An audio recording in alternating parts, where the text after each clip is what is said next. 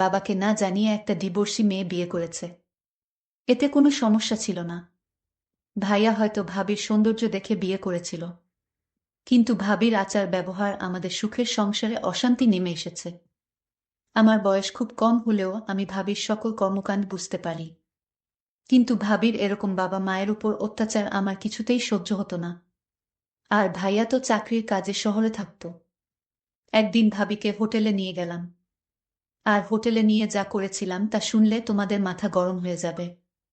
তাহলে মূল ঘটনাটি বলি। এইমাত্র আমি ৫০০ টাকার ৩টা নোট ড্রেসিং টেবিলের উপর রেখে কিচেনে গেলাম, এখন দেখি টাকাটা নেই। সোহান, টাকাটা কি তুমি নিয়েছ? ভাবির এই কথা শুনে আমার মাথা জ্বলে উঠল। শেষ পর্যন্ত চোর বানিয়ে দিল আমাকে। ছি! অবশ্য বেকারদেরকে মানুষের অনেক কথা শুনেই বেমালুম হজম করতে হয়। কথায় কথায় মাথা জ্বলে উঠলে চলে না। অনেক কষ্টে নিজেকে সামলে নিয়ে বললাম, না ভাবি, আমি নেইনি। হয়তো অন্য কোথাও রেখেছ, ভালো করে খুঁজে দেখো। ভাবি বলল, সব জায়গায় খুঁজেছি, কোথাও নেই। তুমি একটু মনে করে দেখো। এমনও তো হতে পারে তুমি মনের ভুলে নিয়ে মানিব্যাগে ঢুকিয়ে ফেলেছ, এখন মনে করতে পারছো না। এবার সত্যি সত্যি মাথায় আগুন চলে গেল। আমি খুব হালকা স্বরে বললাম, ভাবি, তুমি যেভাবে আমাকে অপমান করছো, এর মধ্যে যে চূড়ান্ত রকমের একটা ছোটলোকি আছে। তুমি কি তা বুঝতে পারছো? এই কথায় ভাবি শ্রাব্য অশ্রাব্য ভাষায় যা বলা শুরু করলো, তাতে তাকে আর একটা ভদ্র বাড়ির ছেলে বউ কিংবা কোনো ভালো ঘরের মেয়ে বলা যায় না। এক পর্যায়ে সে বলেই ফেলল, ধামরা একটা ছেলে বছরের পর বছর ভাইয়ের ঘাড়ে বসে বসে হাতির মতো গিলছে। ৪ পয়সা ইনকামের মুরদ নেই, সে কি না আমাকে বলে ছোটলোক। আমি বারবার এদিক ওদিক তাকাচ্ছি, যেন মা এইসব কথা কোনোভাবে শুনতে না পায়। এমনিতেই সে স্ট্রোকের রুগী, কোনোভাবেই উত্তেজিত হতে পারে, এমন কিছু শুনতে দেয়া যাবে না তাকে। এরপর আর কোনো কথা জোগালো না আমার মুখে। নিঃশব্দে বাড়ি থেকে বের হয়ে গেলাম। বেলা বাজে 10টা 56। রোদ তেতে উঠেছে। আষাঢ় মাস, অথচ বৃষ্টির নামগন্ধও নেই।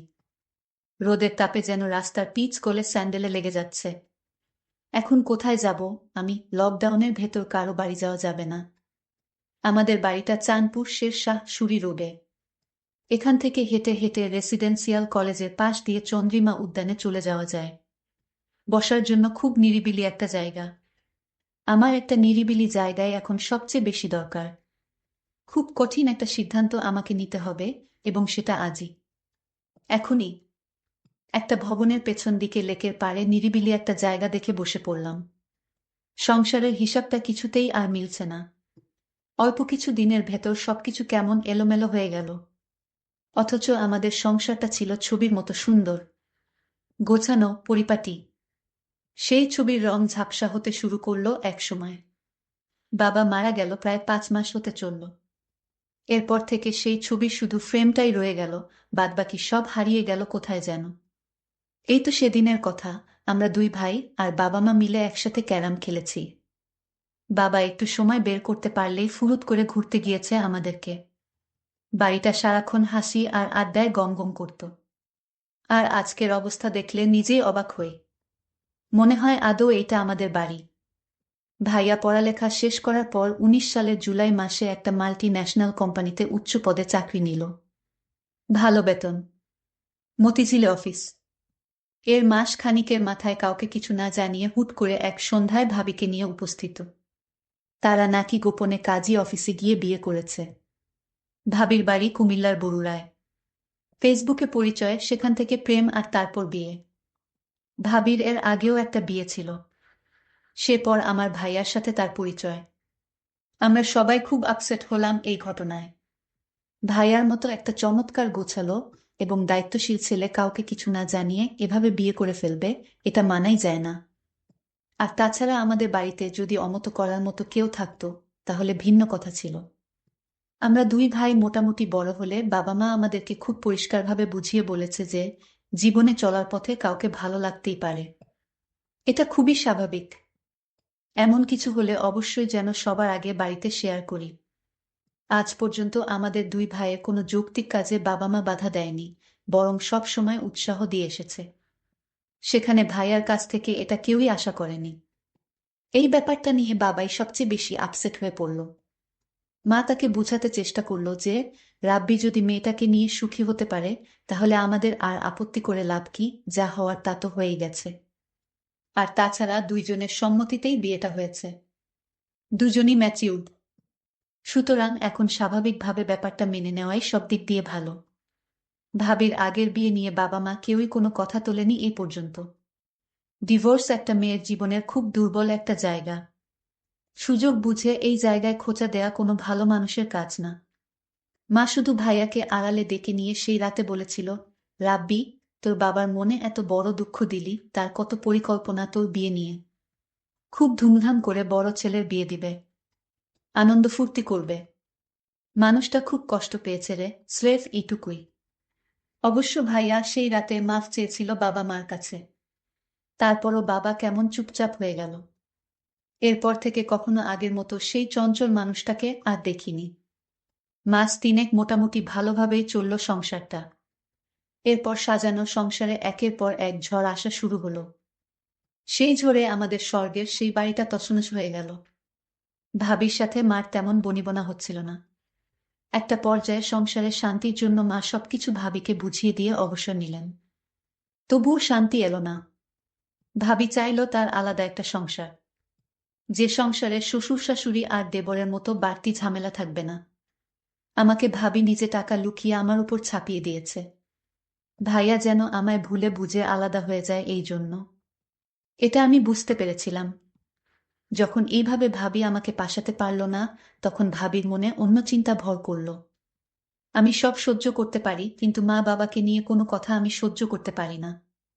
আমাকে ভাবি মিথ্যা দোষারোপ করুক, এত আমার কোনো সমস্যা নাই, কিন্তু বাবা মাকে নিয়ে কোনো অপমান, এটা আমি সহ্য করতে পারবো না।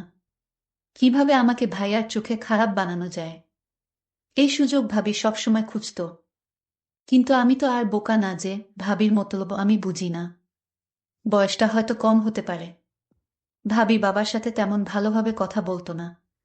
বাবাকে ভাবি চা বানিয়ে দিত কোনোরকম ভাবে। এতে বাবা মুখ বুজে সব সহ্য করত, ভাবিকে কোনো কিছুই বলতো না। আমি শুধু চেয়ে দেখতাম। তবে ভাবি দিন দিন মা বাবার প্রতি এক ধরনের অত্যাচার শুরু করলেন। সময় মতো মা বাবার খাবার দেওয়া, মা বাবার যত্ন কিছুই করতো না সে। আমি মা বাবাকে সব সময় বুঝাতাম, ভাইয়া হয়তো জীবনে বড় একটা ভুল করে ফেলেছে, কিন্তু এই ভুলের মাসুল কি তোমাদের দিতে হবে? এ আমি কিছুতেই হতে দিব না। ভাবিকে দেখতাম, বেশিরভাগ সময় দেখতাম ফোনে কার সাথে জানি কথা বলতো। ভাইয়া যখন বাড়িতে থাকতো না, তখন ভাবি কার সাথে যেন কথা বলতো ফোনে সারাক্ষণ। এই দৃশ্য আমি দেখতে পেতাম। একদিন আমি দেয়ালের ওপাশ থেকে শুনতে পেলাম ভাবি ফোনে বলল, কাল আমার স্বামী বাসায় থাকবে না, তুমি একটু আমার সাথে দেখা করো, জরুরি কথা ছিল। ভাবির এসব কথা শুনে আমি চমকে উঠি, তার মানে ভাইয়াকে এভাবে ভাবি ফাঁকি দিয়ে চলেছে। আর ভাইয়া কিছুই বুঝতেছে না। কিন্তু ভাইয়ার মতো আমি এতটা বোকা না যে আমার চোখ ফাঁকি দিয়ে থাকবে। আমি এরপর থেকে ভাবিকে চোখে চোখে রাখি। কখন কি করে কার সাথে কথা বলে সবকিছুর খবর আমি রাখি। অন্য একদিন ভাবি ফোনে বলল, কাল কিন্তু তোমার আসতেই হবে। আমি এই দিন বাড়ি থেকে এক পাও নড়লাম না। আমি আজ দেখব ভাবির ঘরে কে আসে। আমি অপেক্ষায় রইলাম লোকটিকে দেখার জন্য। রাত যখন 10টা বাজে, তখন দেখতে পেলাম ভাবির রুমে একটি ছেলেকে ঢুকতে। ছেলেটি ভাবিকে বলছে, তুমি কেন এখানে পড়ে আছো? ভাবি তখন বলল, আরে কিছুদিন আছি এখানে, আমার স্বামীর কাছ থেকে সিগনেচারটা নিতে পারলেই সকল সম্পত্তি আমাদের হয়ে যাবে। আমরা এই বাড়িটি বিক্রি করে অন্য কোথাও একটা বাড়ি রাখব, আর আমরা সুখে জীবন যাপন করব। ছেলেটি বলল, কখন করবে? আর কিছুদিন ধৈর্য ধরো প্লিজ, আমি একটা সুযোগ খুঁজতেছি। তারপর তারা দুজন দেখলাম ঘনিষ্ঠ হতে লাগলো। আমি জানালার পাকা দিয়ে তা ভিডিও করে ফেলি। এখন কোথায় যাবে ভাবি, তুমি তো আমার হাতে ধরা। তোমার সমস্ত প্ল্যান আমি মোবাইল দিয়ে রেকর্ড করেছি ভাবি। এখন আমি তোমাকে যে কি করব তা তুমি কল্পনাও করতে পারবে না ভাবি। সামনে তোমার খারাপ সময় আসছে ভাবি। তোমার এরকম প্ল্যান আমার আর বুঝতে বাকি নাই। আমি তোমাকে এমন করে ছাড়বো, তুমি তা সারা জীবনও ভুলতে পারবে না। তারপর দিন ভাইয়া বাড়িতে আসলো। ভাইয়া ভাবির জন্য নতুন শাড়ি নিয়ে এসেছে। ভাবি তখন খুশি হয়ে বলল, তুমি হাত মুখ ধুয়ে আসো, আমি তোমার জন্য খাবার রেডি করছি। তারপর ভাইয়া খেতে বসলো। ভাবি তখন ভাইয়াকে জিজ্ঞেস করলো, আচ্ছা আমরা যে বিয়ে করেছিলাম তার জন্য কাজী বলেছে একটা তোমার সই এর বাকি ছিল, আর সেই সইটা তোমার করতে হবে। ভাইয়া বলল, আমি এই সপ্তাহ কাজের চাপে আছি, আমি 1 সপ্তাহ অফিসের কাজে চট্টগ্রাম যেতে হবে, তারপর দেখি আমি সইটা দিয়ে দিব, আমি এখন খুব বিজি। ভাবি বলল, আচ্ছা ঠিক আছে, তাহলে এই সপ্তাহ বাড়িতে এসে মনে করে সইটা দিয়ে দিতে হবে। ভাইয়া পরদিন সকালে চলে গেল। আমি ভাবির রুমে গেলাম। ভাবিকে জিজ্ঞেস করলাম, ভাবি তোমার দিনকাল কেমন কাটছে? ভাবি বলল, ভালোই তো, কিন্তু তুমি একটা চুলটা তুমি ভুলে যেও না। আমি বলেছিলাম, ভাবি তুমি কেন আমায় মিথ্যা অপমান করছো? আমাকে তোমার সহ্য হয় না, সেটা তুমি মুখে বলে দিতে পারো। তাহলে কেন শুধু শুধু আমাকে মিথ্যা অপবাদ দিচ্ছ ভাবি? ভাবি তখন রাগান্বিত হয়ে বলল, তুমি এখন আমার রুম থেকে যাও।